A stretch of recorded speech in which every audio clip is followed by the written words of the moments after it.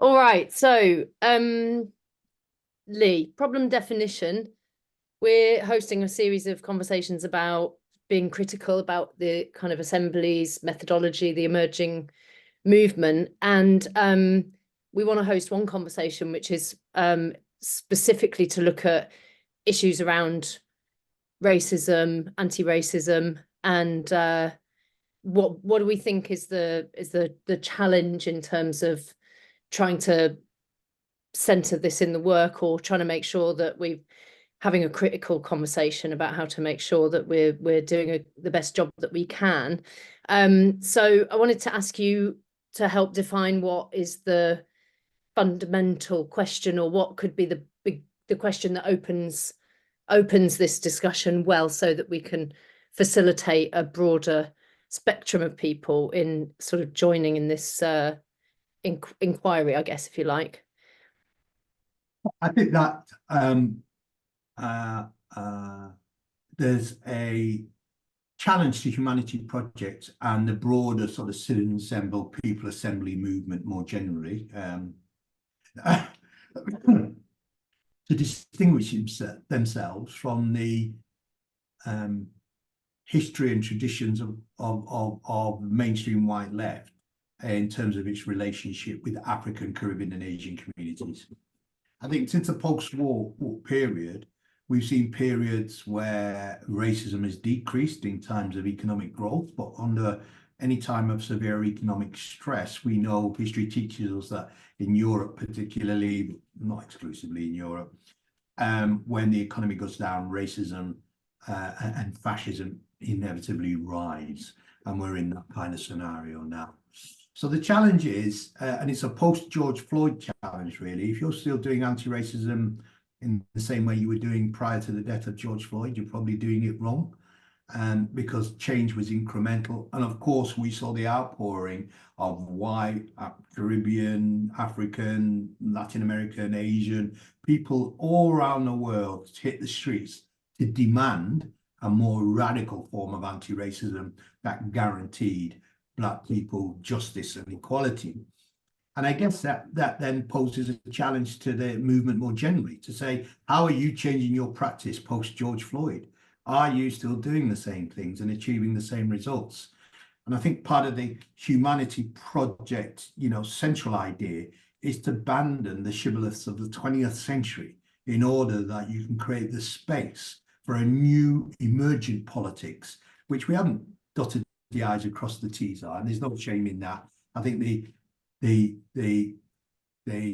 phenomena of political certainty by sort of neoliberal politicians is one of the things that has degraded democracy. Yes, we can deliver this, that, and the other if we get elected, and in you come and you can't deliver it, and people are pissed off and frustrated. So I think that's a challenge. I think there's a challenge to the world. We've seen, the likes of, the prospective presidential nominee in America, Donald Trump, actually mouthing Mein Kampf and actually talking about being a dictator for a day and aligning himself with the sort of white supremacists who tried to overturn the democratic will of American voters at the last election.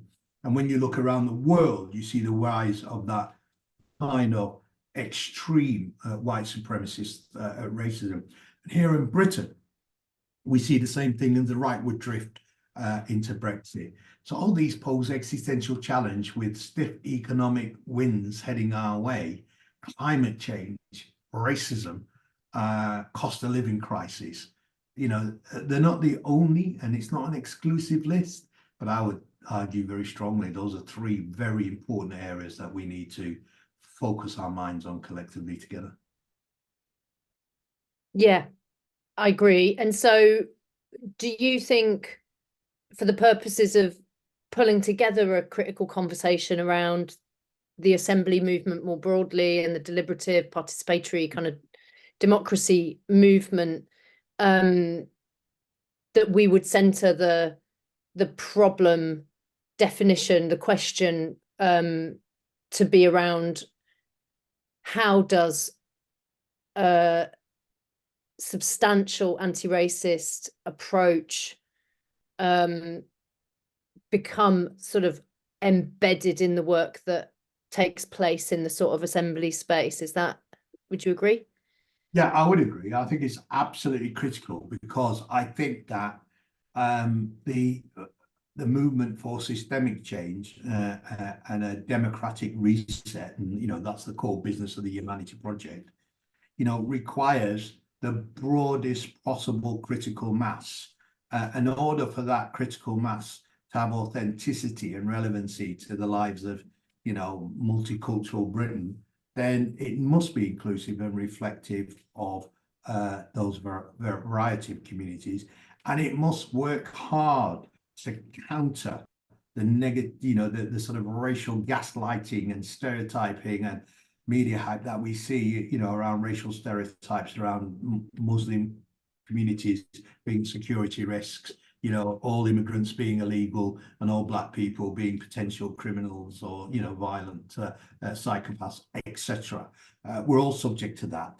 And coming together in the way that we are provides, I think, potentially a positive antidote to say that, we see through the false manufactured divisions that the government is trying to prosecute on their sort of war on the woke and ideological agenda.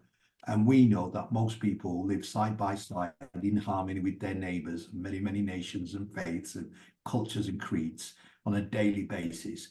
That's not given any airtime, and we really need to consolidate what the lived reality is for most communities, where most communities do get on most of the time.